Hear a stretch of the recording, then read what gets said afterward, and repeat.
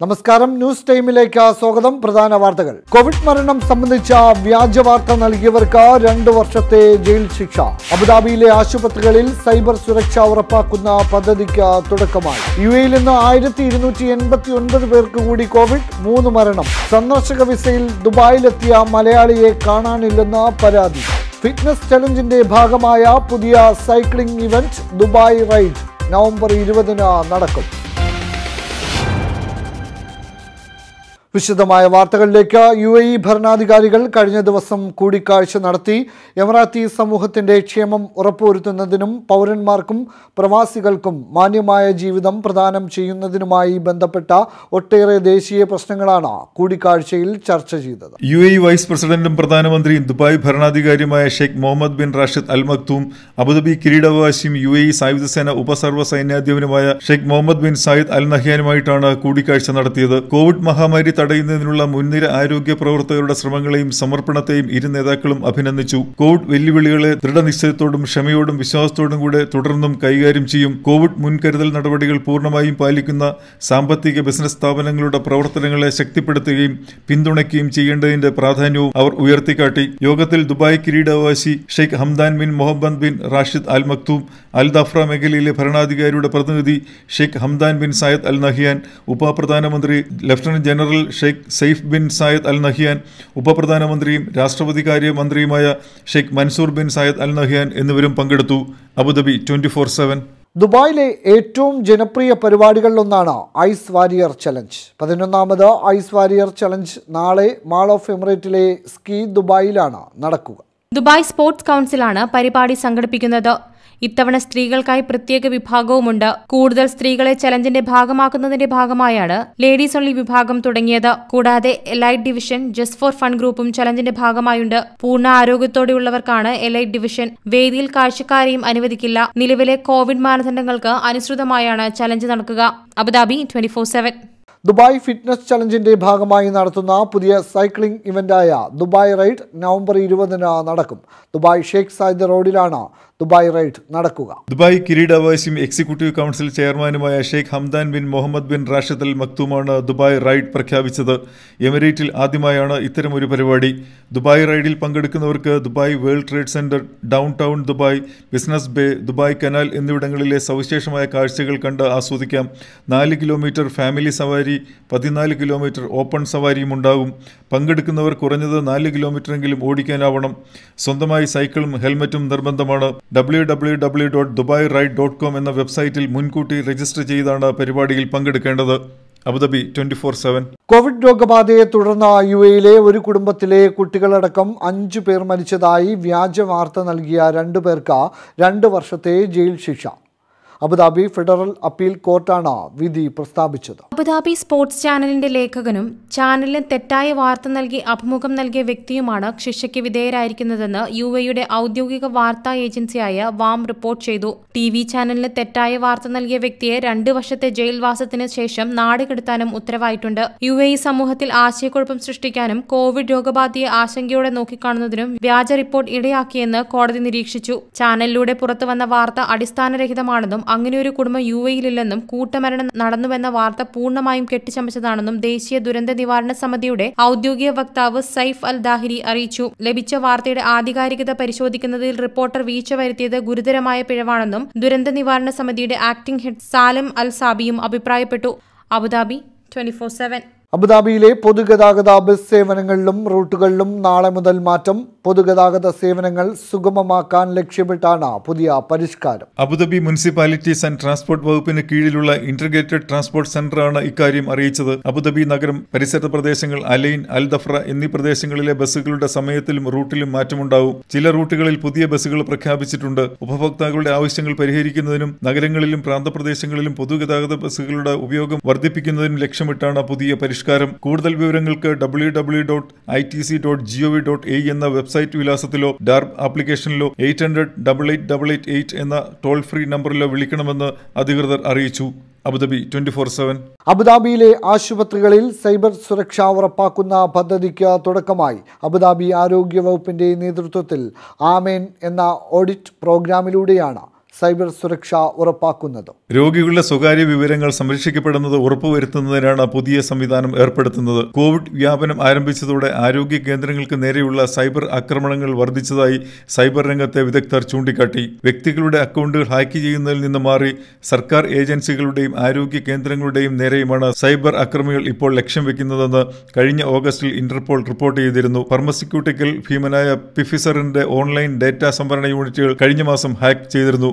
ഇത്തരം ആക്രമണങ്ങൾ തടയുന്നതിനാണ് അറബിയിൽ സുരക്ഷിതമെന്ന് അർത്ഥം വരുന്ന ആമൻ പദ്ധതിക്ക് കഴിഞ്ഞ ദിവസം അബുദാബി ആരോഗ്യവകുപ്പ് തുടക്കം കുറിച്ചിരിക്കുന്നത്. യുഎയിലെ ആശുപത്രികളിലും വീടുകളിൽ നിന്ന് ജോലി ചെയ്യുന്നവരെയാണ് സൈബർ ആക്രമണം പിടികൂടിയത്. അബുദാബിയിലെ 60 ആരോഗ്യ കേന്ദ്രങ്ങളിലാണ് ഇപ്പോൾ ഓഡിറ്റ് പ്രോഗ്രാം സ്ഥാപിക്കുന്നത്. പദ്ധതിയുടെ പ്രഥമ വിലയിരുത്തലിന് ശേഷം യുഎയിലെ മുഴുവൻ ആരോഗ്യ സ്ഥാപനങ്ങളിലേക്കും വ്യാപിപ്പിക്കാനാണ് ആരോഗ്യ മന്ത്രാലയം തീരുമാനിച്ചിരിക്കുന്നത്.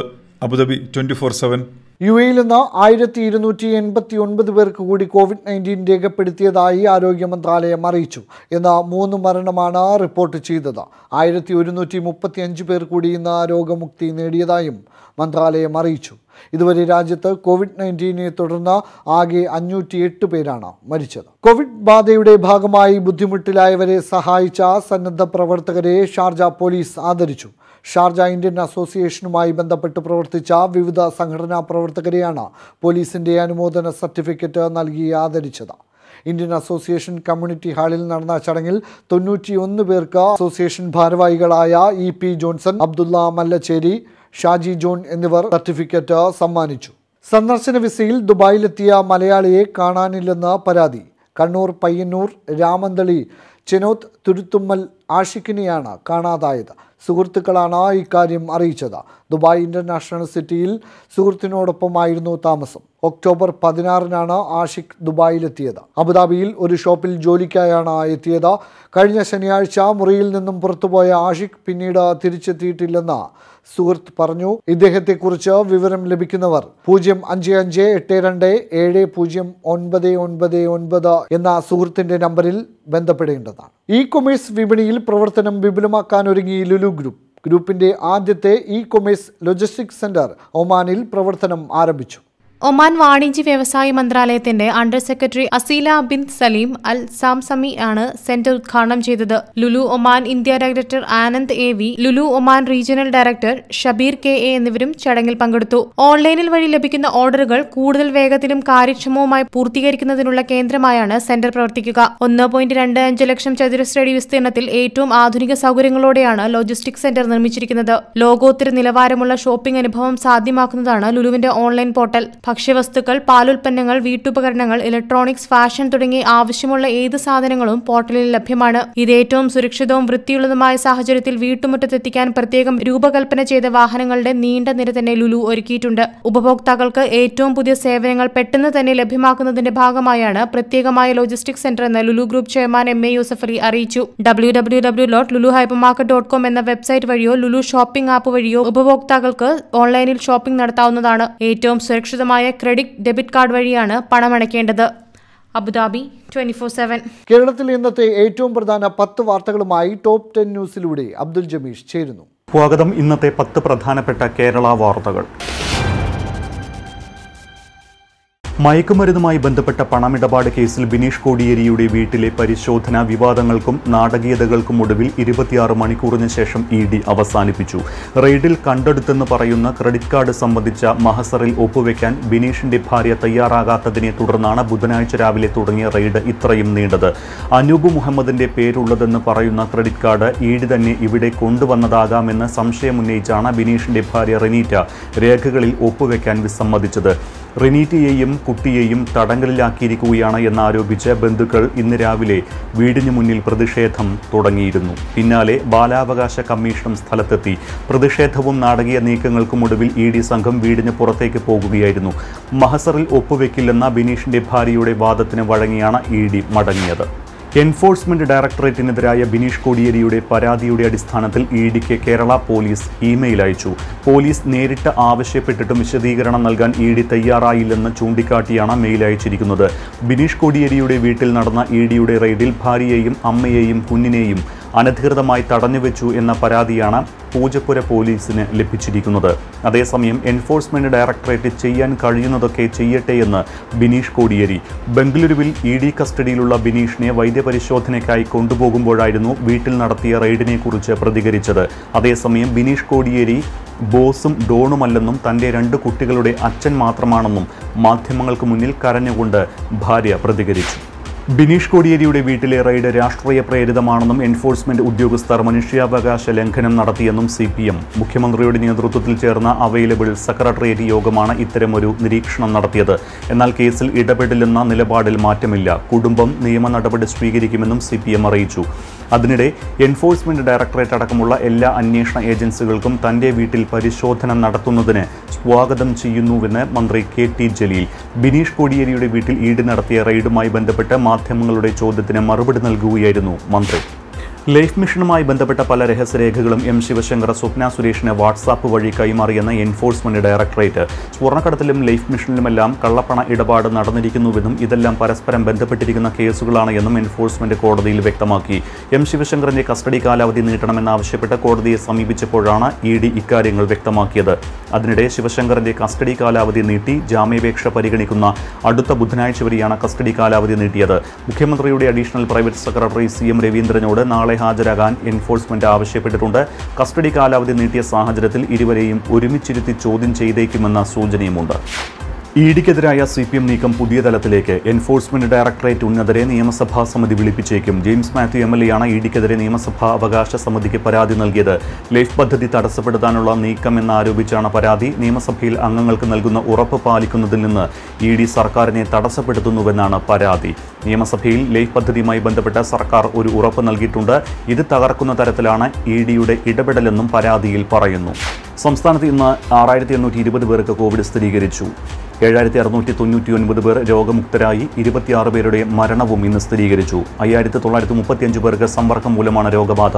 ഉറവിടമറിയാത്ത 730 കേസുകളുണ്ട്. രോഗബാധ സ്ഥിരീകരിച്ചവരിൽ 60 ആരോഗ്യ പ്രവർത്തകരും ഉൾപ്പെടുന്നുണ്ട്. BJPയിൽ സംസ്ഥാന അധ്യക്ഷൻ K സുരേന്ദ്രനെതിരെയുള്ള നീക്കം ശക്തി പ്രാപിക്കുന്നു. സംസ്ഥാന വൈസ് പ്രസിഡന്റ് ശോഭ സുരേന്ദ്രനും ദേശീയ കൗൺസിൽ അംഗം PM വേലായുധനും പിന്നാലെ 24 സംസ്ഥാന നേതാക്കൾ ഒപ്പിട്ട പരാതി കേന്ദ്ര നേതൃത്വത്തിന് നൽകി. BJPയിൽ ഇപ്പോൾ പാർട്ടി പ്രവർത്തനം നടക്കുന്നില്ല. സംസ്ഥാന അധ്യക്ഷന്റെ നേതൃത്വത്തിലുള്ള ഗ്രൂപ്പ് പ്രവർത്തനമാണ് നടക്കുന്നത്. ഇങ്ങനെ പോയാൽ തദ്ദേശ തെരഞ്ഞെടുപ്പിൽ നഷ്ടം സഹിക്കേണ്ടി വരുമെന്നുമാണ് നേതാക്കൾ കേന്ദ്ര നേതൃത്വത്തിന് മുന്നറിയിപ്പ് നൽകിയത്. മുന്നാക്ക സംവരണം നടപ്പാക്കിയതിനെതിരായ ഹർജിയിൽ ഹൈക്കോടതി സർക്കാരിനോട് വിശദീകരണം തേടി. മുന്നാക്ക സംവരണം ചോദ്യം ചെയ്തുള്ള പൊതുതാൽപര്യ ഹർജി പരിഗണിച്ചാണ് കോടതി സർക്കാരിനോട് വിശദീകരണം തേടിയത്. മുന്നാക്ക വിഭാഗങ്ങളിലെ സാമ്പത്തികമായി പിന്നോക്കം നിൽക്കുന്നവർക്ക് 10% സംവരണം ഏർപ്പെടുത്തിയ ഉത്തരവ് സ്റ്റേ ചെയ്യണമെന്നാണ് ഹർജിയിലെ ആവശ്യം. കോഴിക്കോട് സ്വദേശി PK നജീമാണ് സാമ്പത്തിക സംവരണത്തിനെതിരെ ഹൈക്കോടതിയെ സമീപിച്ചത്. SNC ലാവ്ലിംഗ് കേസ് പരിഗണിക്കുന്നത് 2 ആഴ്ച കൂടി നീട്ടിവെക്കണമെന്നാവശ്യപ്പെട്ട് CBI സുപ്രീം കോടതി രജിസ്ട്രാർക്ക് കത്ത് നൽകി. കൂടുതൽ രേഖകൾ സമർപ്പിക്കാൻ സമയം ആവശ്യമാണെന്ന് വ്യക്തമാക്കിയാണ് CBI കത്ത് നൽകിയിരിക്കുന്നത്. അതിനിടെ കന്യാസ്ത്രീയെ ബലാത്സംഗം ചെയ്ത കേസിലെ പ്രതിപട്ടികയിൽ നിന്ന് ഒഴിവാക്കണമെന്ന ആവശ്യം തള്ളിയതിനെതിരെ ബിഷപ്പ് ഫ്രാങ്കോ നൽകിയ പുനഃപരിശോധനാ ഹർജിയും സുപ്രീം കോടതി തള്ളി. ചീഫ് ജസ്റ്റിസ് SA ബോബ്ഡെ അധ്യക്ഷനായ ബെഞ്ചാണ് പുനഃപരിശോധനാ ഹർജി തള്ളിയത്. മുൻ ഉത്തരവിൽ പിഴവുണ്ടായിട്ടില്ലെന്നും അതിനാൽ പുനഃപരിശോധന ആവശ്യമില്ലെന്നും ബെഞ്ച് വ്യക്തമാക്കി. നടൻ വിനീതിന്റെ പേരിൽ സമൂഹമാധ്യമങ്ങളിൽ വ്യാജ അക്കൗണ്ടുകൾ ഉണ്ടാക്കി തട്ടിപ്പ്. വിനീതാണെന്ന് തെറ്റിദ്ധരിപ്പിക്കുകയും തൊഴിലും മറ്റ് അവസരങ്ങളും വാഗ്ദാനം ചെയ്താണ് ഇവർ തട്ടിപ്പ് നടത്തിയത്. അന്വേഷണം ആവശ്യപ്പെട്ട് വിനീത് DGPക്ക് പരാതി നൽകി. തദ്ദേശ തെരഞ്ഞെടുപ്പ് മാറ്റിവെക്കണമെന്നാവശ്യപ്പെട്ട് സുപ്രീം കോടതിയെ സമീപിക്കുമെന്ന് PC ജോർജ് MLA. ഇക്കാര്യം ഉന്നയിച്ച് ഹൈക്കോടതിയിൽ നൽകിയ ഹർജി ഹൈക്കോടതി തള്ളിയിരുന്നു. വയനാട്ടിൽ പോലീസ് വെടിവെപ്പിൽ കൊല്ലപ്പെട്ട മാവോയിസ്റ്റ് വേൽമുരുകന്റെ സംസ്കാരത്തിനിടെ കേരള സർക്കാരിനെതിരെ പ്രതിഷേധം. തേനി പെരിയകുളം മുനിസിപ്പൽ ശ്മശാനത്തിൽ നടന്ന സംസ്കാര ചടങ്ങിനിടെയാണ് ആളുകൾ കേരള സർക്കാരിനും പോലീസിനുമെതിരെ മുദ്രാവാക്യം മുഴക്കിയത്. കോഴിക്കോട് അന്താരാഷ്ട്ര വിമാനത്താവളത്തിൽ വീണ്ടും സ്വർണ്ണവേട്ട. 5 യാത്രക്കാരിൽ നിന്നായി കസ്റ്റംസ് എയർ ഇന്റലിജൻസ് വിഭാഗം 81 ലക്ഷം രൂപയുടെ സ്വർണം പിടികൂടി. ആറന്മുള ആംബുലൻസ് പീഡന കേസിൽ പ്രതി നൌഫൽ സമർപ്പിച്ച ജാമ്യാപേക്ഷ പരിഗണിക്കുന്നത് നവംബർ 10-ാം തീയതിയിലേക്ക് മാറ്റി. ബിലീവേഴ്സ് ചർച്ചിന്റെ സ്ഥാപനങ്ങളിൽ സംസ്ഥാന വ്യാപകമായി ആദായനികുതി വകുപ്പ് റെയ്ഡ്. തിരുവല്ലയിലെ ആസ്ഥാനത്ത് നടത്തിയ റെയ്ഡിൽ കാറിന്റെ ഡിക്കിയിൽ നിന്ന് 55 ലക്ഷം രൂപ പിടിച്ചെടുത്തു. കോഴിക്കോട് ഉണ്ണിക്കുളം വള്ളിയത്ത് നേപ്പാൾ സ്വദേശികളുടെ 6 വയസ്സുള്ള പെൺകുട്ടിയെ പീഡിപ്പിച്ചു. ഗുരുതരമായ പരിക്കേറ്റ പെൺകുട്ടി കോഴിക്കോട് മെഡിക്കൽ കോളേജ് ആശുപത്രിയിൽ ചികിത്സയിലാണ്. കൊല്ലം കടക്കളയിൽ 13 വയസ്സുകാരിയും ഭിന്നശേഷിക്കാരിയായ സ്ത്രീയും പീഡനത്തിന് ഇരയായി. നെരിയമ്പാറയിൽ ദളിത് പെൺകുട്ടിയെ പീഡിപ്പിച്ച കേസിലെ പ്രതി ജയിലിൽ ജീവനൊടുക്കി. നെരിയമ്പാറ സ്വദേശിയും ഓട്ടോ ഡ്രൈവറുമായ മനു മനോജാണ് ജയിലിൽ തൂങ്ങി മരിച്ചത്. പീഡനത്തിനിരയായി ആത്മഹത്യയ്ക്ക് ശ്രമിച്ച പെൺകുട്ടി ചികിത്സയിലിരിക്കെ 5 ദിവസം മുൻപ് മരണപ്പെട്ടിരുന്നു. ഇതൊക്കെയാണ് കേരളത്തിലെ പ്രധാനപ്പെട്ട വാർത്തകൾ. മിഡിൽ ഈസ്റ്റിലെ ഇന്നത്തെ ഏറ്റവും പ്രധാന 10 വാർത്തകളുമായി ടോപ്പ് 10 ന്യൂസിലൂടെ അനിൽ സീഡിക്കുള ചേരുന്നു. സ്വാഗതം. മിഡിൽ ഈസ്റ്റിൽ നിന്നുള്ള ഇന്നത്തെ 10 പ്രധാന വാർത്തകൾ. കേരളത്തിൽ നിന്ന് ബഹ്റിനിലെത്താൻ ഇനി ഫ്ലൈ ദുബായ് വിമാനവും ഉപയോഗിക്കാം.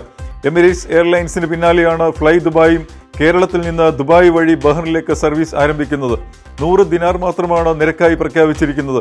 കൊച്ചി, കോഴിക്കോട്, തിരുവനന്തപുരം വിമാനത്താവളങ്ങളിൽ നിന്നും ഫ്ലൈ ദുബായ് സർവീസ് നടത്തുന്നുണ്ട്. ദോഹയിൽ കാറിൽ ഡ്രൈവർ ഉൾപ്പെടെ 4 യാത്രക്കാരിൽ കൂടുതൽ പാടില്ല എന്ന് ആഭ്യന്തര മന്ത്രാലയം ഓർമ്മപ്പെടുത്തുന്നു. എന്നാൽ കുടുംബാംഗങ്ങളായാൽ ഈ നിയമം ബാധകമല്ല.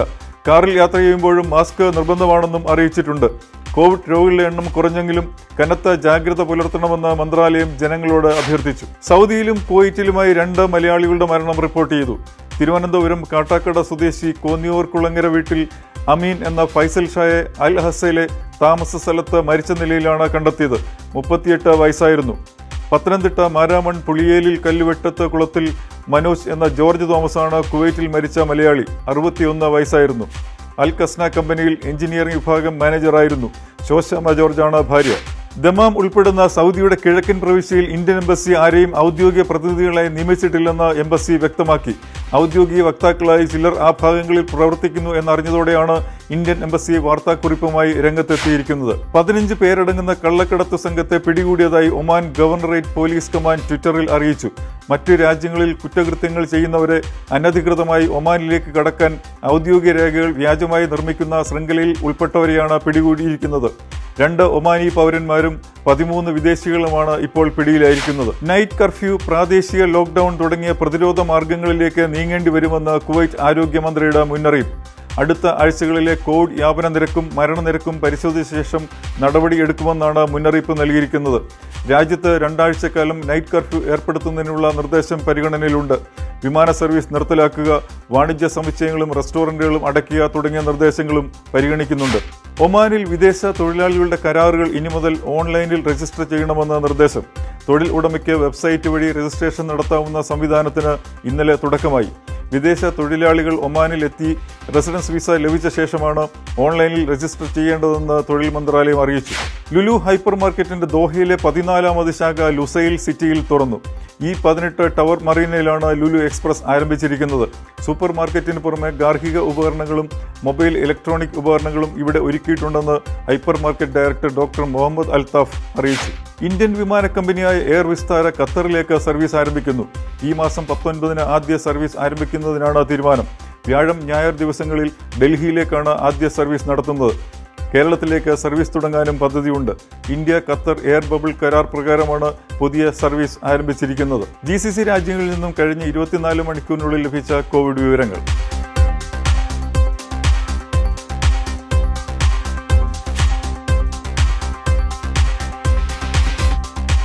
UAE ഇന്നത്തെ കാലാവസ്ഥ പരിശോധിക്കാം.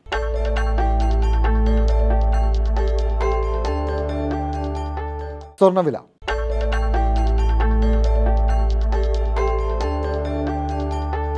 വിനിമയ നിരക്കുകൾ.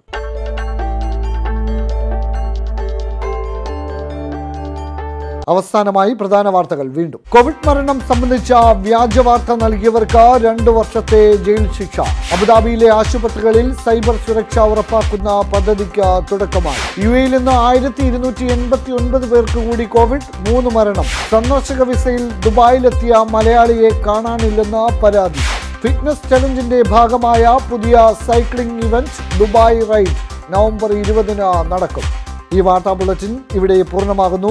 വിശദമായ വാർത്തകൾക്ക് www.abudabi247.tv എന്ന വെബ്സൈറ്റ് സന്ദർശിക്കാം. നമസ്കാരം. അബുദാബി 24/7 അബുദാബിയിൽ നിന്നും പ്രവാസികൾക്കായുള്ള ശബ്ദം.